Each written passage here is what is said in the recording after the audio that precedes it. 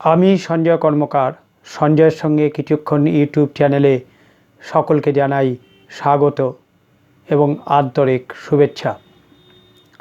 এখনকার প্রতিবেদন এবং পর্যালোচনা বঙ্গ রাজনীতিতে উল্টো পুরাণ। হ্যাঁ, এই বিষয়টা নিয়েই আলোচনা করব। বঙ্গ রাজনীতিতে উল্টো পুরাণ, সেটা কীরকম উল্টো পুরাণ সেই নিয়েই একটু আলোচনা করব কিছুক্ষণ। বর্তমানে বিরোধী নেতা ঋতব্রত বন্দ্যোপাধ্যায় এবং মুখ্যমন্ত্রী মাননীয় শুভেন্দু অধিকারী, আমরা এতদিন শুনে এসছি যে বিরোধীরা দাবি করেছে এবং বলেছে যে মুখ্যমন্ত্রীকে বিধানসভায় দাঁড়িয়ে তার সরকারের সংখ্যাগরিষ্ঠতা প্রমাণ দিতে হবে। তার কারণ বিধানসভাটা বিধায়কদের জন্য এবং সেই বিধায়কদেরই প্রমাণ দিতে হবে যে তারা সংখ্যাগরিষ্ঠ বিধায়ক মুখ্যমন্ত্রীর সঙ্গে আছেন। কিন্তু এবারে আর সেই সংখ্যাগরিষ্ঠতা প্রমাণ দিতে হয়নি মাননীয় মুখ্যমন্ত্রী শুভেন্দু অধিকারীকে, তাকে ফ্লোর টেস্ট দিতে হয়নি।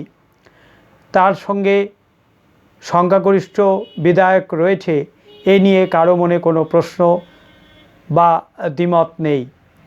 মাননীয় বিধানসভার বর্তমান স্পিকার তাকে ফ্লোর টেস্ট করতে, বিধানসভায় সংখ্যাগরিষ্ঠতা প্রমাণ দিতে কোনো নির্দেশ দেননি বা কোনো দিন নির্ধারণ করেননি। কিন্তু যত গণ্ডগোল বিরোধী নেতা নিয়েই, বিরোধী নেতা এই মুহূর্তে ঋতব্রত বন্দ্যোপাধ্যায় তৃণমূলের অর্থাৎ কালীঘাটের বিধায়ক শোভনদেব চট্টোপাধ্যায়, তিনি দাবি করেছিলেন যে স্পিকার যা করেছে অন্যায় করেছে। এই মর্মে তিনি হাইকোর্টে একটা মামলা করেছিলেন, কিন্তু মহামান্য হাইকোর্ট সেই মামলায় হস্তক্ষেপ করেননি এবং বিচারক জানিয়ে দিয়েছেন যে পরবর্তী শুনানি না হওয়া পর্যন্ত ঋতব্রত বন্দ্যোপাধ্যায় বিধায়ক উলুবেড়িয়ার বিধায়ক ঋতব্রত বন্দ্যোপাধ্যায় তিনি বিরোধী নেতা হিসেবেই কাজ চালাবেন এবং তিনি সেই পদে বহাল থাকবেন। কিন্তু প্রশ্নটা হচ্ছে, কালীঘাটের আরেক বিধায়ক কুণাল ঘোষ তিনি বলেছেন যে আমি এই বিরোধী নেতাকে মানি না, আমি বিরোধী নেতাকে ঋতব্রত বন্দ্যোপাধ্যায়কে বিরোধী নেতা হিসেবে মানি না। তা মাননীয় বিধায়ক কুণাল ঘোষের কাছে প্রশ্ন, তাহলে আপনি কাকে বিরোধী নেতা হিসেবে মানেন? শোভনদেব চট্টোপাধ্যায়কে, যার সঙ্গে হাতে গোনা গুটি কয়েক বিধায়ক রয়েছে? ঋতব্রত বন্দ্যোপাধ্যায় ইতিমধ্যেই জানিয়ে দিয়েছেন যে তিনি ফ্লোর টেস্ট করতে রাজি আছেন। তিনি বিধানসভায় দাঁড়িয়ে সংখ্যাগরিষ্ঠতার প্রমাণ দিতে রাজি আছেন। তিনি বলেছেন যে বিধানসভায় দাঁড়িয়েই আমি প্রমাণ দিয়ে দেব যে সংখ্যাগরিষ্ঠ বিধায়ক অর্থাৎ 2/3 বিধায়ক আমার সঙ্গেই আছে এবং তখন প্রমাণ করে দেব দুধ কা দুধ পানি কা পানি, সব হিসেব ক্লিয়ার হয়ে যাবে। তা মাননীয় কালীঘাটের বিধায়ক কুণাল ঘোষ মহাশয়, আপনি বিরোধী নেতাকে বলছেন না কেন বিধানসভায় দাঁড়িয়ে ফ্লোর টেস্ট দিতে? আপনি এই দাবি করছেন না কেন যে মাননীয় বিরোধী নেতাকে সংখ্যাগরিষ্ঠতার প্রমাণ দিতে হবে, বিধানসভায় দাঁড়িয়ে ফ্লোর টেস্ট করতে হবে? আপনার তো সেই দাবিটা করা উচিত, তাহলেই তো প্রমাণ হয়ে যাবে। এবং বিধানসভারটা তো বিধায়কদের জন্যেই, সেখানে দাঁড়িয়ে প্রমাণ হয়ে যাবে যে ঋতব্রত বন্দ্যোপাধ্যায়ের সঙ্গে যেসব বিধায়করা আছে বলে দাবি করছে তারা বাস্তবিকই বা সত্যি কোনো তার প্রামাণ্য সত্য আছে কি না। কুণাল ঘোষ মহাশয়, তারা কি আইন মানেন না? মহামান্য কলকাতা হাইকোর্ট জানিয়ে দিয়েছে যে ঋতব্রত বন্দ্যোপাধ্যায় বিরোধী নেতা হিসেবে কাজ করবেন এবং তার দায়িত্ব সামলাবেন। তারা কি মহামান্য কলকাতা হাইকোর্টের নির্দেশ মানেন না? বিচারকের নির্দেশও মানেন না? তাদের কাছে একমাত্র মহামান্য বিচারক কি মমতা ব্যানার্জি? স্পিকারের মতো একজন সম্মানীয় পদ, তিনি জানিয়ে দিয়েছেন যে ঋতব্রত বন্দ্যোপাধ্যায় বিরোধী নেতা। স্পিকারের ঘরে ঋতব্রত বন্দ্যোপাধ্যায়ের সঙ্গে একে একে সমস্ত বিধায়করা গিয়ে সশরীরে হাজির থেকে সেখানে সই করেছে এবং সেটা দেখে শুনে স্পিকার মহাশয় ঋতব্রত বন্দ্যোপাধ্যায়কে বিরোধী নেতা হিসেবে স্বীকৃতি দিয়েছে। তা আপনারা স্পিকারের পদটাকেও মানেন না, স্পিকারের চেয়ারটাকেও আপনারা মর্যাদা দেন না। পরবর্তী শুনানির পর আপনারা এই কথাটা বলুন, হাইকোর্টে যখন পরবর্তী শুনানি হবে বা হাইকোর্টে যখন বিচার হবে বা নির্ণয় হবে যে ঋতব্রত বন্দ্যোপাধ্যায় বিধায়ক হিসেবে থাকলেও তিনি বিরোধী নেতা নন, তখন আপনারা নয় এ কথাটা বলবেন। আজকে এখনই আপনারা এই দাবি করছেন সমস্ত কিছু অমান্য করে। আপনারা শোভনদেব চট্টোপাধ্যায়ের জন্য ঘর পাওয়ার জন্য তদবির করছেন মুখ্যমন্ত্রীর কাছে। তাহলে আপনারা কি এবারে দুটো বিরোধী নেতা চান? দুজন বিরোধী নেতা, অর্থাৎ ঋতব্রত বন্দ্যোপাধ্যায় এবং শোভনদেব চট্টোপাধ্যায়।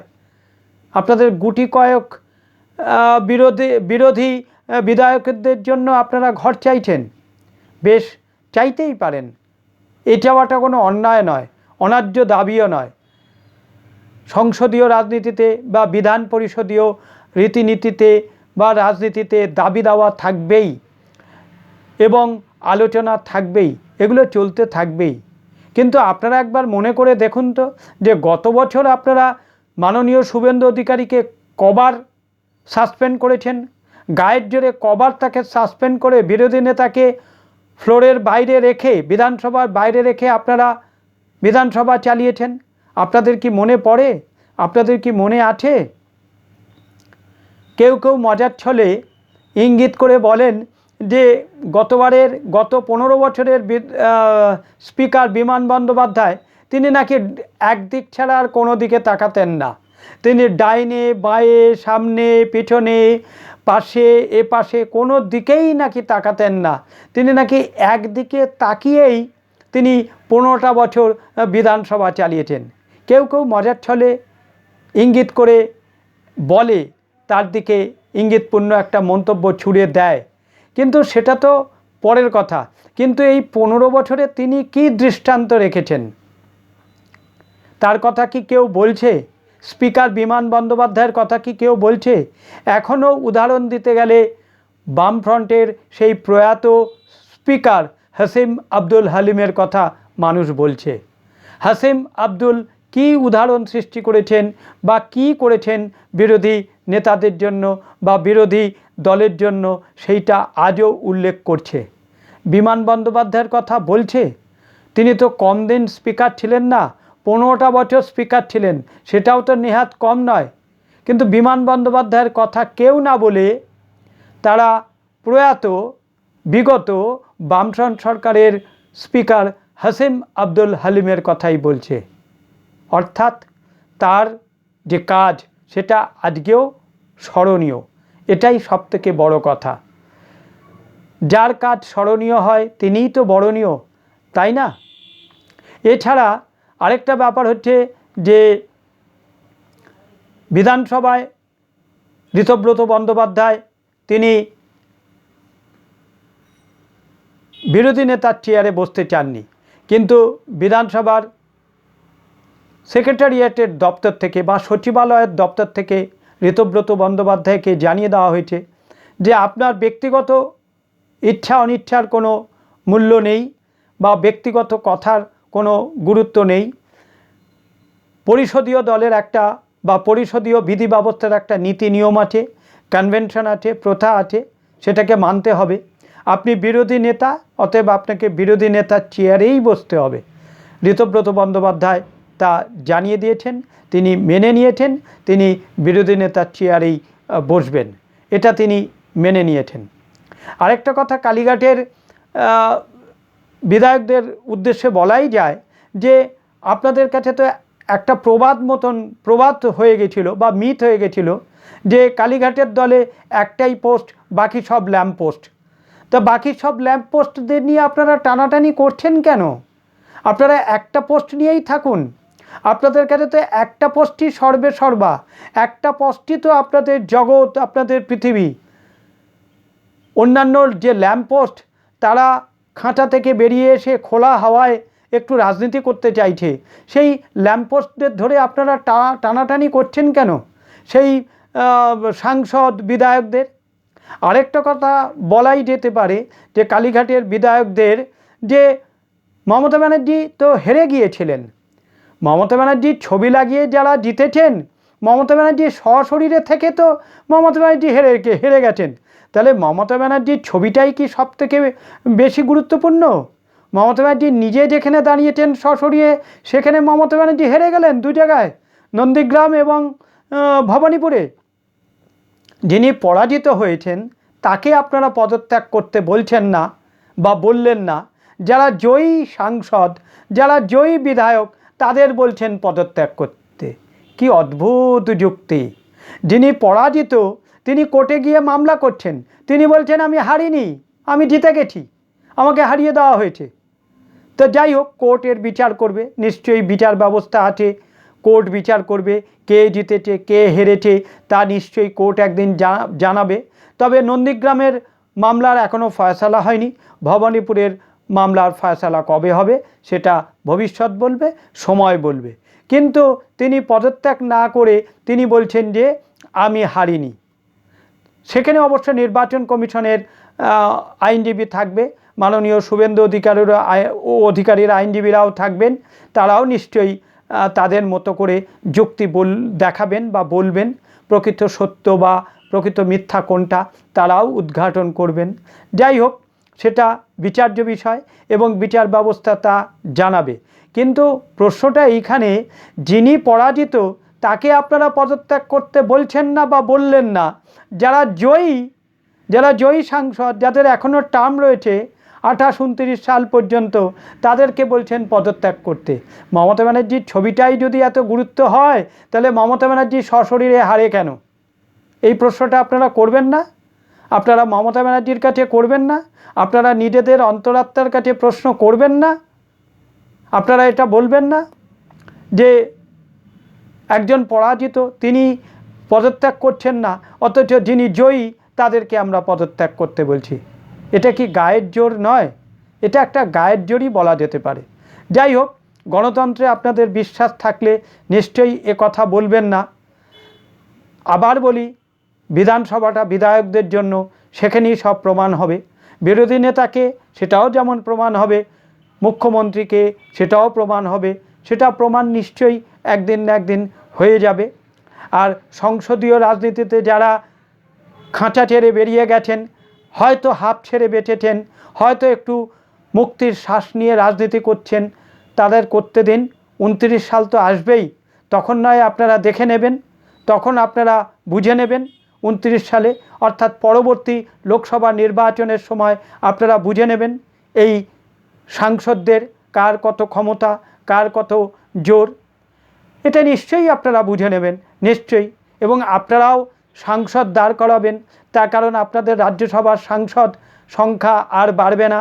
ডেরেক ওব্রায়েনকে নিশ্চয়ই লোকসভার রাজনীতিতে অবতীর্ণ হতে হবে, দোলা সেনকে নিশ্চয়ই লোকসভার রাজনীতিতে অবতীর্ণ হতে হবে, কারণ আপনাদের কাছে সেই এমএলএ সংখ্যা নেই যার জোরে আপনারা রাজ্যসভার সাংসদ নির্বাচন করতে পারেন।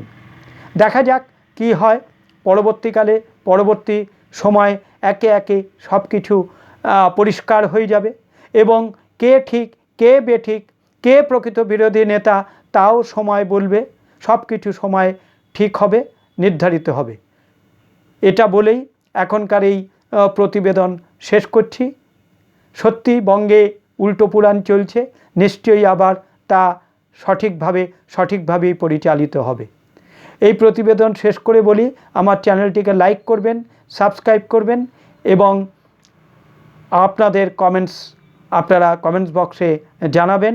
সেই সঙ্গে বলবো, আমার প্রতিবেদন ভালো লাগলে অবশ্যই শেয়ার করতে ভুলবেন না। নমস্কার।